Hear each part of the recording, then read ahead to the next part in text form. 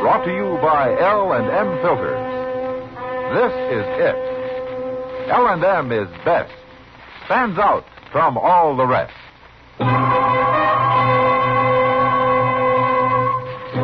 Around Dodge City and in the territory on West, there's just one way to handle the killers and the spoilers, and that's with a U.S. Marshal and the smell of gun smoke.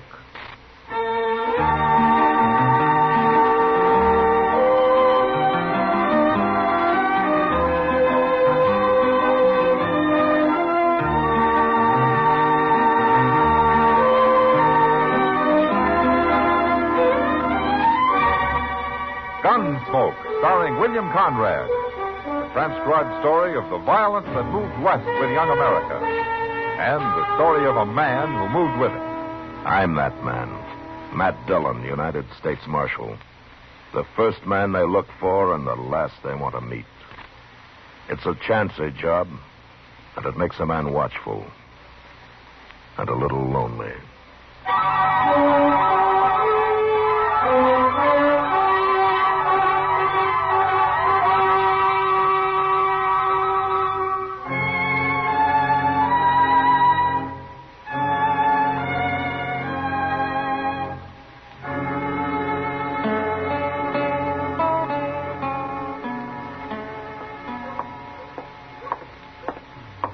Shucks. Doggone the luck. Cuss it. Oh, hello, Chester. Oh, hello, John. Doggone the luck, anyway. Mr. Dillon? Well, how are you, Chester? How long you been standing here? Oh, not long. I'm waiting to go to dinner with Doc, if he ever comes out of his office, that is. Well, have you been here a half hour? No, not that long, I don't think. Why? Well, I thought maybe you'd seen Miss Kitty out here in the street somewhere. No, I haven't seen her. She's got to be someplace. Well, I expect she is, Chester. Well, there's no place I know of. I can't find her. How'd you try the Longhorn?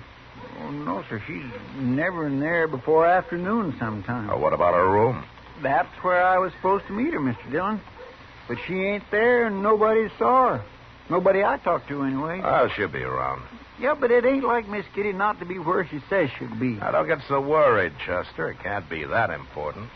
Well, it's pretty important to me. Oh? Yes, sir. I got a date tonight with a little girl who works over at the Alphagenza. Oh, what's that got to do with Kitty? Well, my only pair of good pants got busted, Mr. Dillon, and Miss Kitty was patching them up for me.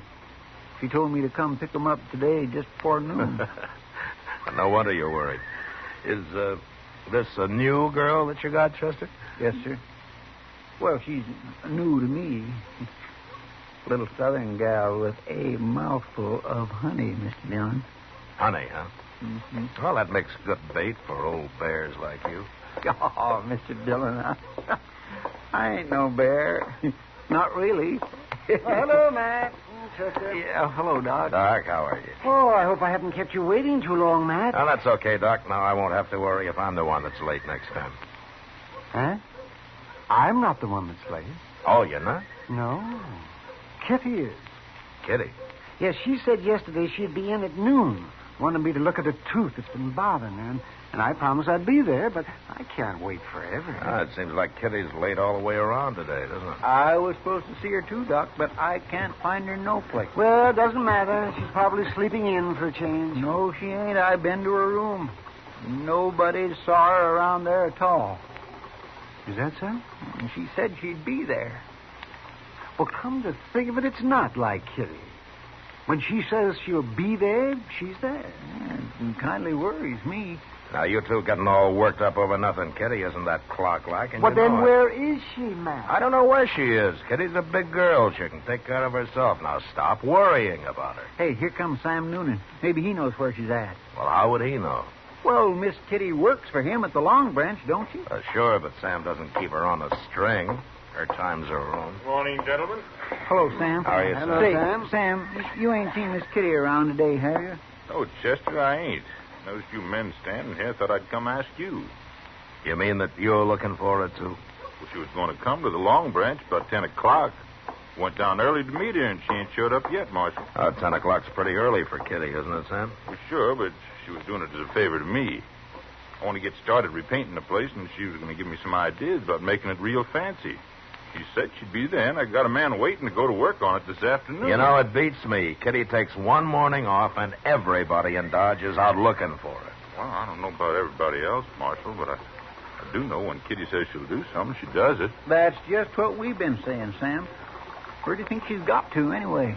I ain't gone looking for it, Chester. I've just been waiting. Matt, Yeah, what, Doc? Kitty might miss one appointment, but she'd never in the world miss 3. Who saw her last? You, Sam? What time did you leave the Long Branch last night? Oh, it was early, Marshal. It was real early. Oh, why? Where did she go?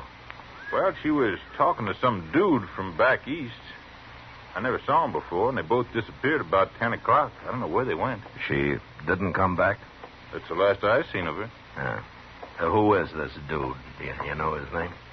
No, I don't. He was a tall, thin fella, had fancy clothes. That's all I know. I don't trust them dudes and never did. Well, maybe we better find him and talk to him. Well, where are we going to find him? The Dodge House, Chester. A man like that wouldn't stop any place else. Look, Doc, you better go ahead and eat. I'll join you if I can.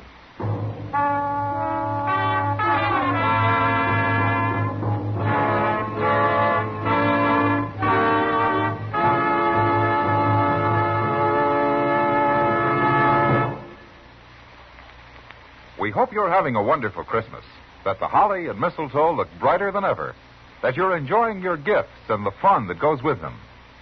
While you're relaxing with your holiday thoughts, I'd like to suggest one more touch that's perfect for times like this. Light up an L&M. If you're a filter tip smoker, L&M is best.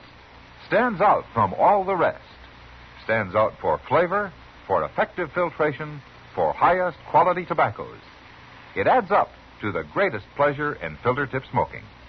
L&M's got everything.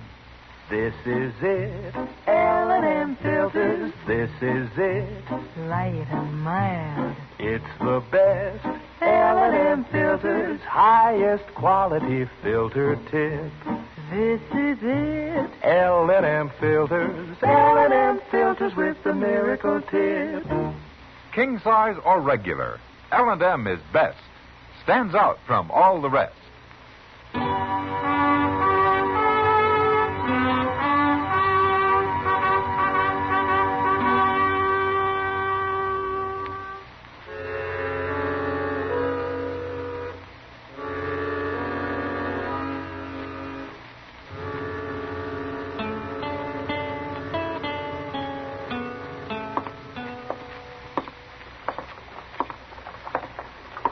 Say, maybe this fella got her outside and knocked her in the head and robbed her, Mr. Dillon. Kitty doesn't carry money on her, Chester. Well, she wears jewelry. She's also over 21 years old, and she's got enough sense not to let anybody knock her on the head. And if he did, I suppose somebody'd have found her by now.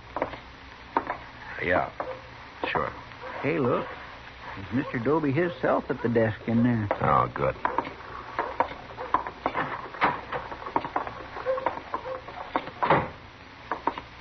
Well, hello, Marshal. Chester. Oh, Mr. Doby. Hiya, Dobie. Now, don't tell me the Dodge House has taken in another gunman. You're going to shoot the place up again. Well, that wouldn't happen so often if you'd make your guests check their guns, Dobie. Kind of people come in here to take the army to do that. That's a poor rule anyway. A man can always hide a gun. Or a knife. It's not that kind of a man I'm looking for this time, Dobie. It's an Easterner, some dude. What's his name? Well, I don't know his name, but he's tall and thin, and he's a sort of a fancy dresser. He's new to Dodge. Must be that fellow Rackmill. Rackmill? He fits your description, but he sure didn't look like no troublemaker to me. What's he done? I don't know, Toby. I don't know. Maybe nothing. Is he in his room? No, he ain't.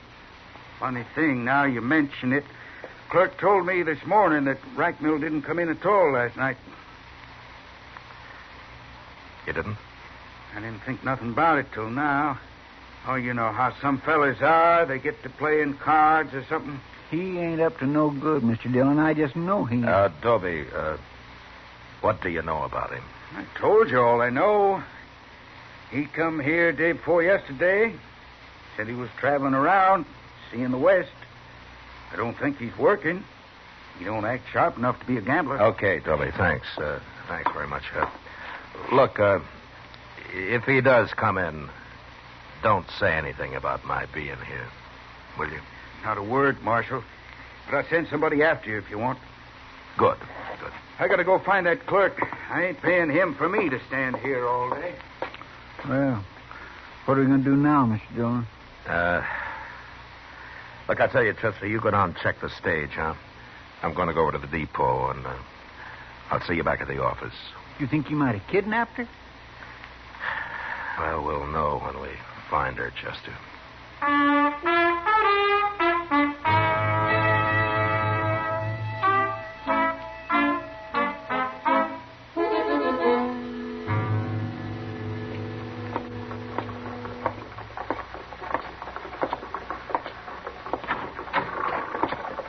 Find anything, Chester? Oh, hello, Doc. Oh, hello, Matt.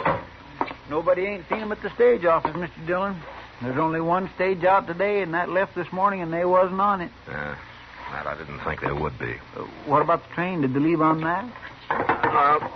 They remember Rackmill when he came in the other day, but he hasn't bought any ticket to leave. Then he must be somewhere in Dodge, Matt. I stopped by Miss Kitty's room on my way back, Mr. Dillon. She ain't been in yet. You know, they tell me back in New York, some policemen do nothing but look for people that are missing. That's how many disappear all the time. Do they find them, Doc? Sometimes, yes, of course. They always check the city morgue first. Oh, that's where they find a lot of them.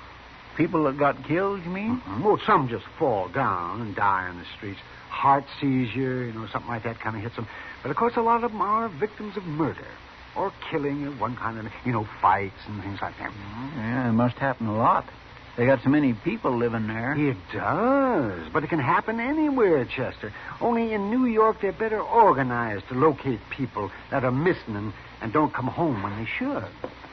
Always check the morgue first, huh? Yeah, oh, that's the best place. It saves a lot of time and trouble. Hey, we ought to have a morgue here in Dodge. Oh, whatever. Oh, Jeff, we don't need one, but Dodge isn't big enough for a morgue. No, I guess it ain't. And besides, people don't come up missing here very often. Well, if you two well-wishers have got the morgue problem settled, I'd like to say something. Why, surely, Matt. Go ahead. If Kitty was in Dodge, we'd have heard from her by now. I'm presuming she's alive, of course, Doc, if that doesn't go too much against your theory. Oh, of course she is, man. Of course she's alive. I was telling Chester about things back east, that's all. And if she's left Dodge and she didn't go by stage or by train, then there's only one other way that she could have gone, isn't there? You mean she walked? That'd be about as likely as you walking somewhere, Chester. I don't know why I didn't think about it before. Let's go down to the stable.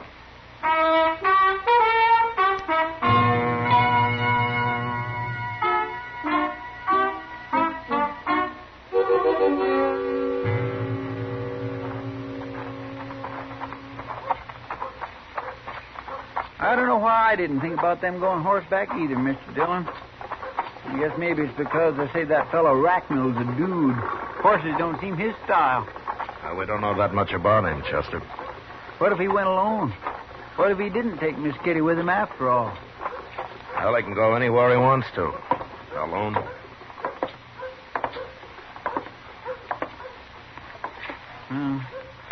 I don't see Moss Grimmick nowhere. Hey, Moss. Moss Grimmick. Hey. Here now. Who's doing all that hollering? He's laying in that stall over there, Mr. Dillon. He's been sleeping. Yeah. Oh, it's you, Marshal. Chester, you woke me up. I'm sorry to bother you, Moss, but I got to talk to you. Trouble, Marshal? Well, I don't know. But if there is, maybe you can help me. Always willing to help, Marshal. Tell me, have you rented out any horses lately, Moss? Last night or today? No, I haven't. Business has been mighty slow all week, Marshal. No, you haven't. You sure? Well, you mean saddle horses, don't you? Yeah, sure. I thought so. No man's going to make a getaway in a buggy, is he? In a buggy? What, do you rent buggies? Not often, but I did last night. By golly, I'm glad you reminded me. He ain't brought it back yet. That fellow still got my buggy, Marshal. Who was it, Moss? Some stranger I never saw him before. Was he an Easterner? He ain't from around here, not in them clothes. Did he, have anybody with him? Yeah, he had a girl. She waited outside for him. I didn't pay no attention to her. It was a good moon last night, and they was going for a little drive. But I want my horse and buggy back, Marshal. You think they went and stole it? Tell me, Moss, did he say where they were going? He said something about Indian Spring. Asked me how far it was. I told him 20 miles. He figured that was too far, but said maybe they'd drive down to Hartway. What'll I do, Marshal? Oh, what time was it when they took the buggy? 10 o'clock, maybe? No, there's nothing down toward Indian Spring I know of, Mr. Dillon. There's hardly even any ranches down there. They must have run into trouble of some kind. Maybe that's it, Marshal. I'll tell you. I didn't bother to mention it since they wasn't going far, but one of the iron rims is off the left wheel on that buggy. Could be they hit a rock and the wheel busted. Yeah, maybe. But it doesn't take all night and half a day to walk 20 miles. But don't worry about your buggy, Moss. We'll find it.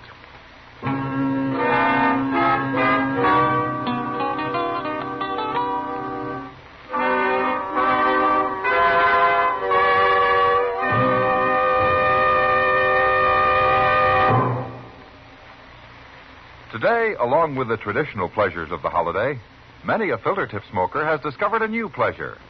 He's received his first carton of L&M's. If it happened to you and you've started to smoke those L&M's, you know how they stand out from all the rest. You're enjoying the incomparable taste of highest quality tobaccos. Best flavor ever to come through a filter. You've discovered that no filter compares with L&M's pure, white, easy-drawing miracle tip. Yes, if someone gave you L&M's for Christmas, you've got the best, because L&M's got everything.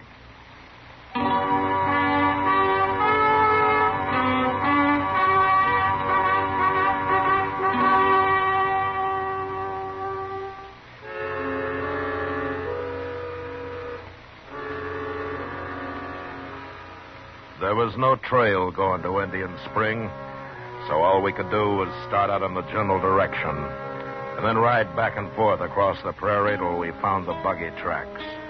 That took an hour, but from then on it was easy.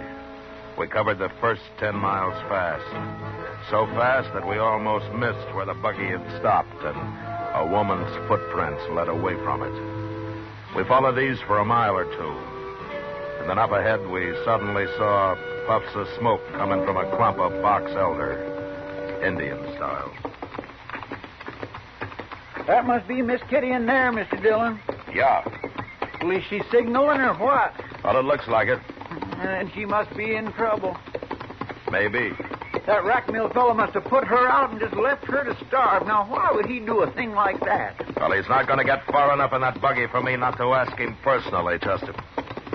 But first, we'll take care of Kitty. There she is. She sees us. She's waving. Hi, Miss Kitty. Oh, she's all right, Mr. Dillon. She ain't hurt. Oh, look. Over evermore.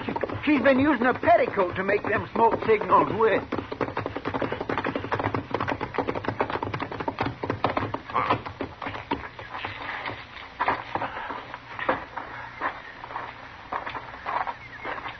See my smoke signal? How you found me? No, we tracked you, Miss Kitty. Sure is good to see you. What's the matter with your ankle, Kitty? Oh, well, I turned it. It's not that swollen. How'd you know? Well, I could tell by your tracks back there that you were favoring it. I never noticed that. Well, that's why I had to stop walking, Matt. I knew it'd get worse and I'd never make dodge on it. I figured I was better off here than out in the prairie where I couldn't even build a fire. Well, that was smart of you, Kitty. Look, you can ride on one of our horses back, and we'll go double, huh? In this skirt? Oh. Well, one of us can wait here with you while the other one goes and fetches a buggy, okay? No, that'd take too long. I'll make it. I can ride side saddle if we don't go too fast. Okay. You must be hungry. Oh, You know, we didn't think to bring anything to eat. I'm starved. At least I've had water. There's a tiny little spring under that rock over there. Yeah. You're lucky you had matches, too. I wish I'd had a gun. It's alive with rabbits around here. Well, you could have trapped some if you'd stayed here long enough.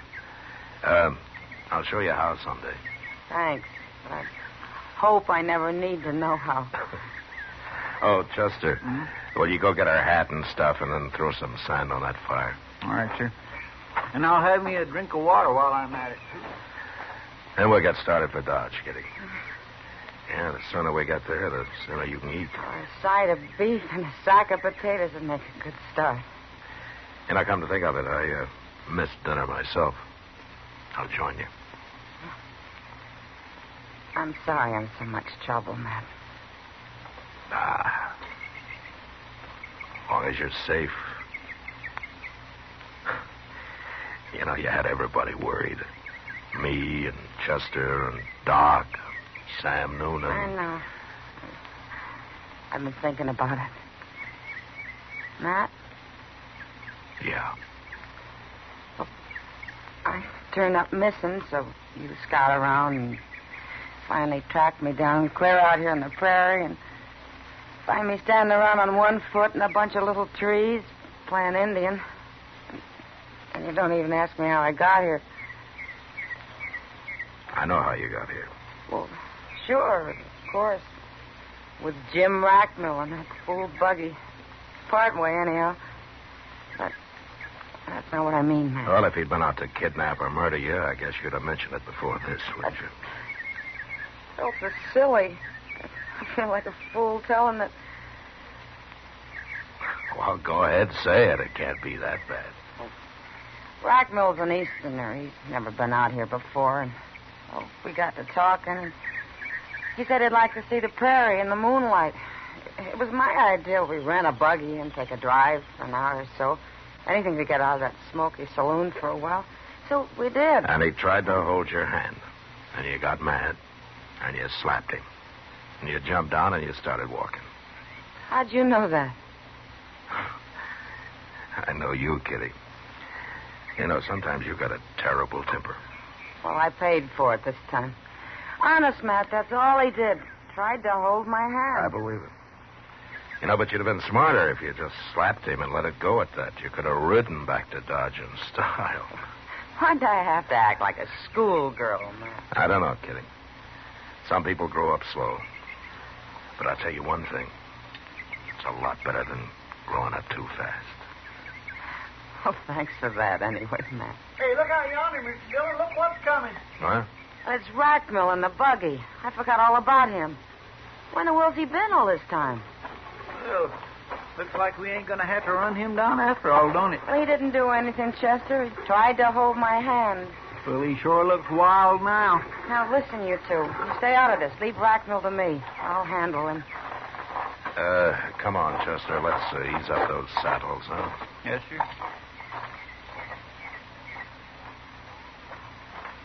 Miss Kitty. Miss Kitty, are you all right? Am I all right? I've been going crazy trying to find you.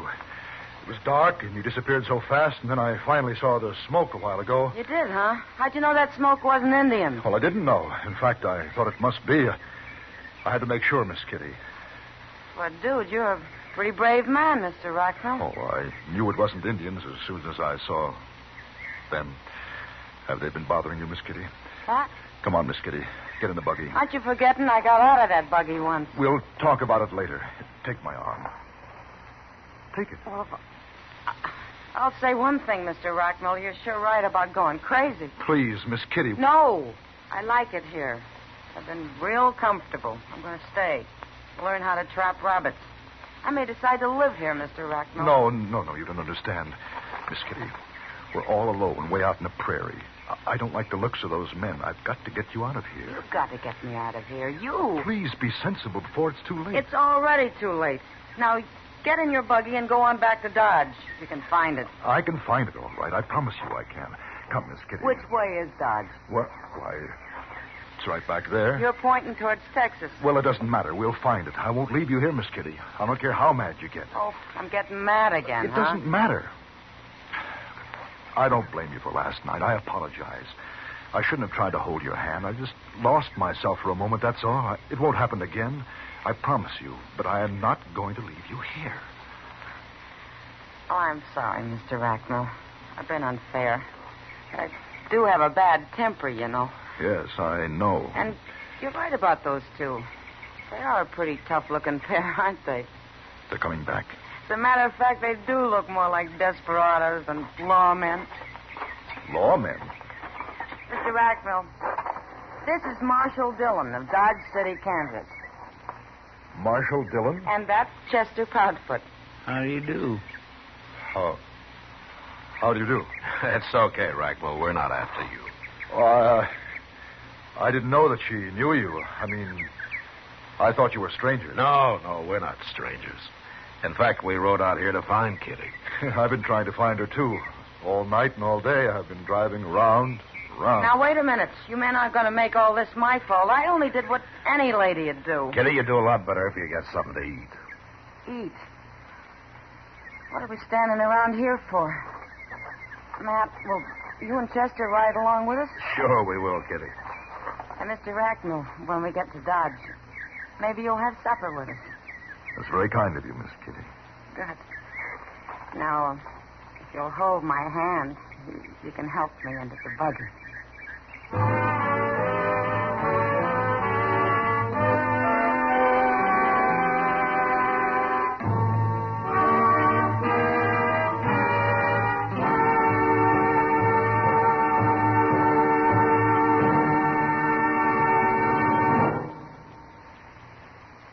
And now our star, William Conrad. Thank you, George. Speaking for all the folks who make and sell Chesterfields as well as L&M filters, Liggett & Myers Tobacco Company, there are 1,300,000 retail dealers and more than 6,000 wholesale distributors. I sincerely hope this is the merriest Christmas ever for you and those close to you.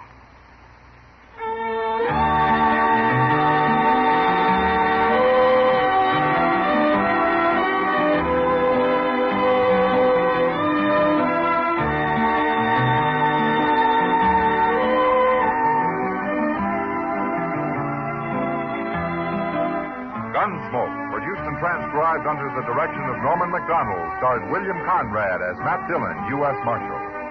Our story was specially written for Gunsmoke by John Meston, with music composed and conducted by Rex Corey. Sound patterns by Tom Handley and Ray Kemper. Featured in the cast were John Daner, James Nusser, Barney Phillips, and Vic Perrin. Harley Bear is Chester, Howard McNear is Doc, and Georgia Ellis is Kitty. Join us again next week as Matt Dillon, U.S. Marshal, fights to bring law and order out of the wild violence of the West in Gunsmoke.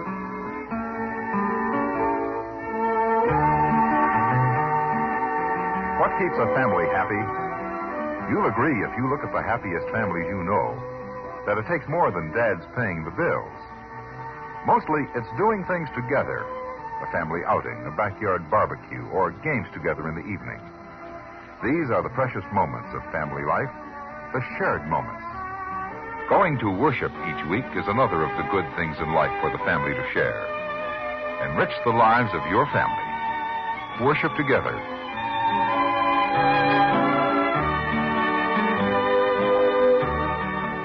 Remember, listen again next week for another story of the Western frontier when Marshal Matt Dillon, Chester Proudfoot, Doc, and Kitty, together with all the other hard-living citizens of Dodge, will be with you once more.